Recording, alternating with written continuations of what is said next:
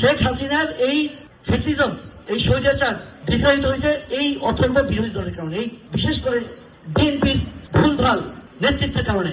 আপনি ধরেন যে খালেদা জিয়া সরকার আছে আর শেখ হাসিনা অপোজিশনে, সুদা সদনে শেখ হাসিনা অবস্থান করতেছে, আপনারা জানেন এই নামগুলো। ওখান থেকে উনি পল্টনে যাবেন, 3 ট্রাক কেন 20 ট্রাক যদি বালুর ট্রাক থাকতো, ওই ট্রাক থাকতো ওখানে বলতো। আপনার চেয়ে বড় নাট্যকার, অনেক যিনি সুন্দর নাটক করতে পারেন, অভিনয় করতে পারেন, তিনি হচ্ছে শেখ হাসিনা। তার মতো অভিনয় আপনি করতে পারবেন না। তিনি যখন নাই, আপনার এই ছোটখাটো নাটক এটা চলবে না।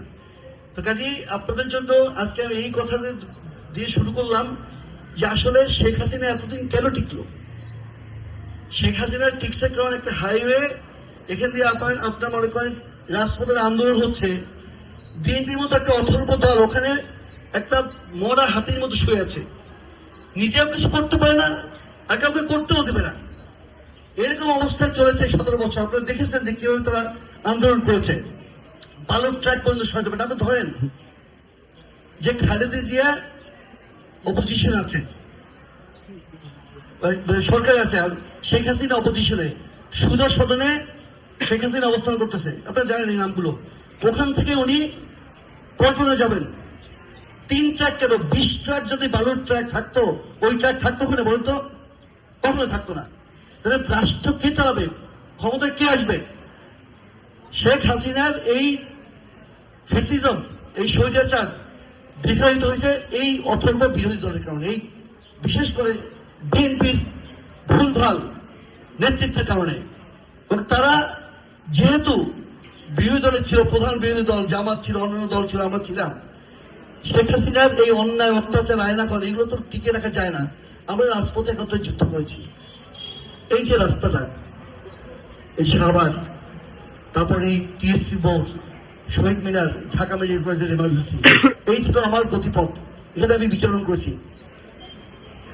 ঢাকা মেডিকেল কলেজে 4 তারিখে যখন আমরা গিয়েছি, সেদিন ছাত্রলীগের ছেলেরা, সাচিব বলে, স্বাধীনতা চিকিৎসক পরিষদ, মনে হচ্ছে আমাদের খাবে, মানে আমরা ওখানে লাঞ্চ করতে গেছি।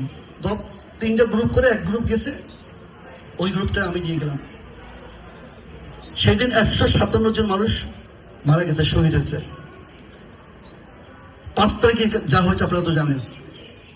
2 তারিখে ফ্রাইডে শহীদ মিনারে চিকিৎসকদের নিয়ে আমরা যখন উপস্থিত হই, বৃষ্টি ছিল, আমাদের সাদা পরে আমার মেয়ের আসছে, আমি বুঝতে পারি যে এত মানুষ আসবে। আমি ভাবছি 1-200 আসবে, প্রচুর মানুষ চলে আসছে, প্রচুর স্টুডেন্ট, ডাক্তার।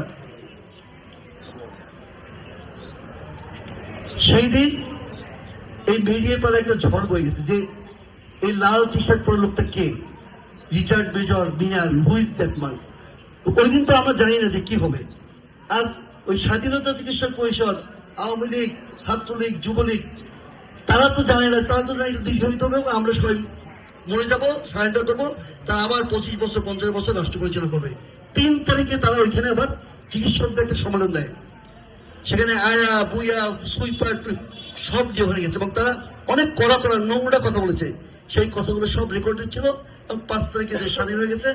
তখন আমরা ধরে ধরে ওই চিকিৎসকদেরকে আমরা দেখেছি, এবং তাদের সেই ট্রিটমেন্ট আমরা পুরোপুরি দিতে পারি না। কাদের জন্য পাই নাই? এই বিএনপির জন্য পাই নাই।